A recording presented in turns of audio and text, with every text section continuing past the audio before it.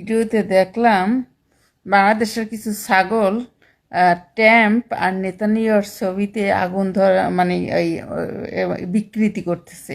তোরা এমন কিছু করিস না, এখন সোশ্যাল মিডিয়ার যুগ, এমন কিছু করিস না যে এই মানে মেডেলিস্টের মতো দশা তোদের না হয়। তাই তোরা সাবধান হ।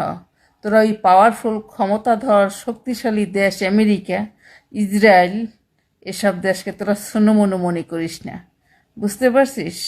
তোরা দেখি তোরা ট্যাম্পের ছবি নিয়ে নেতানিয়ার ছবি নিয়ে তোরা কি ঘুরাইতেছিস, এটা ওটা করতেছিস, আন্দোলন করতেছিস। এগুলা কিন্তু ওই একবার যদি ট্যাম্পের নজরে পড়ে তোদের অবস্থা কিন্তু একদম ফিলিস্তিন বানাই দেবে। সো বি কেয়ারফুল, কারণ এখন ইন্টারনেটের যুগ। তোরা হয়তো ভাবছিস আমরা যা করি দেখবে না, একবার যদি ইসরায়েল আর নেতানিয়ার খপ্পরে পড়িস আর নজরে যদি এইগুলো পড়ে, নেক্সট টার্গেট তোরা হবি।